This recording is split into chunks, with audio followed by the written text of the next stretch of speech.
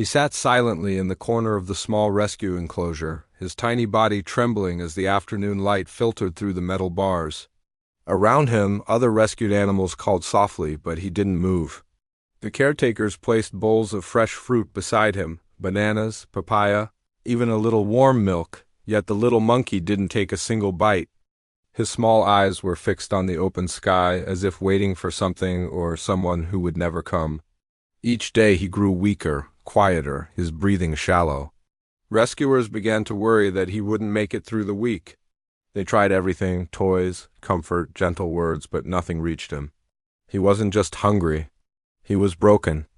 And what rescuers didn't yet know was that this tiny monkey's refusal to eat was not because of sickness, but because of heartbreak.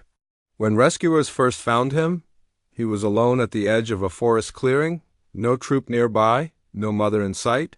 He was covered in dust, his small fingers gripping a piece of bark as if clinging to life itself. The sounds of the forest had fallen silent that morning. Locals said hunters had passed through just hours earlier, scattering a family of monkeys into chaos. The rescuers carefully lifted the baby, who let out a faint, trembling cry, still looking over their shoulders as if his mother might appear at any moment. At the shelter they cleaned him, wrapped him in a soft cloth, and placed him in a warm corner with other rescued infants.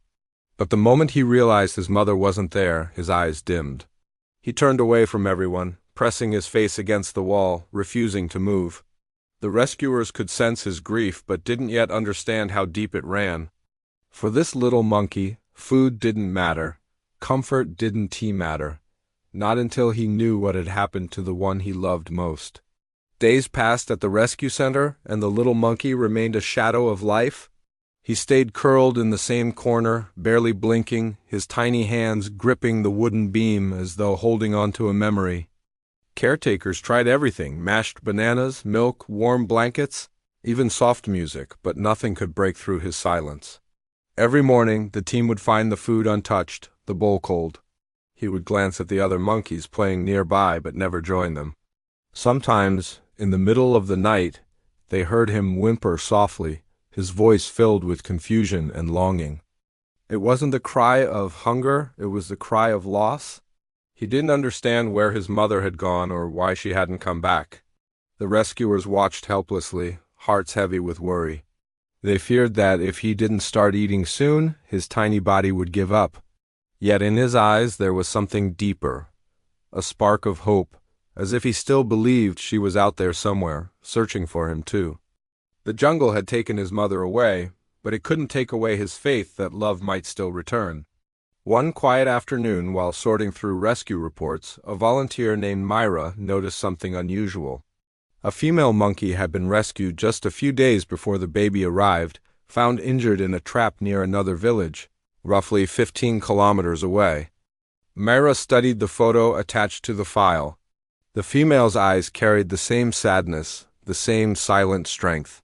But what caught Myra's attention was the faint scar running along her left arm, a mark that matched the place where the baby often touched when he whimpered, as if remembering something familiar.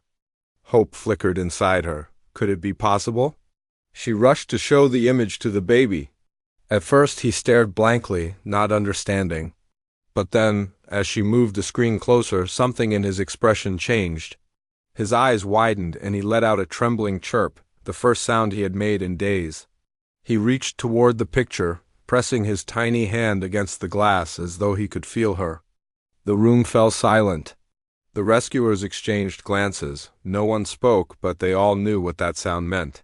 Somewhere out there, his mother was alive, and for the first time he believed it too. The next morning, a rescue truck arrived carrying a small crate wrapped in blankets. Inside was the mother, weak, thin, but alive. As the caretakers gently opened the door of the baby's enclosure, his head lifted instantly. A soft sound escaped him, half a cry, half a call. When their eyes met, everything stopped. He ran forward, his tiny limbs trembling, and threw himself into her arms. The mother wrapped him close, pressing his head to her chest, making soft, rhythmic sounds only a mother could make. It was a moment no one would ever forget, raw, wordless, filled with a kind of love that doesn't need to be explained. The rescuers stood silently, tears streaming down their faces. The baby began to eat again that same hour, nibbling gently as his mother watched over him. In the days that followed, they were never apart, grooming, playing, resting together under the shade of the trees. What began as a story of loss had become one of reunion and hope. The rescuers realized that sometimes healing isn't found in medicine or food, it's found in love, in reunion, and in the quiet understanding that even the smallest hearts remember forever.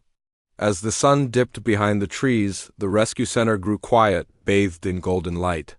In one corner, the mother and baby monkey rested together, her arm wrapped protectively around him, his tiny hand clutching her fur. The air felt lighter now, filled with a peace that had been missing for so long. He no longer sat in silence. He played, climbed, and laughed the way baby monkeys should. Every sound he made was a small miracle, every bite of food a sign that love had triumphed over pain. The rescuers watched them each day with gentle smiles, reminded of why they do what they do. For them, it wasn't just about saving lives, it was about mending hearts. Sometimes animals show us the purest form of love, one that asks for nothing, one that endures through fear, distance, and loss. This tiny monkey refused to eat because he believed his world had ended. But when rescuers showed him the truth, that his mother was still alive, he found the will to live again. In that moment, the entire shelter learned something profound. Healing doesn't begin with medicine. It begins with hope. Every rescue tells a story, of love found, of bonds restored, of hearts that never forget.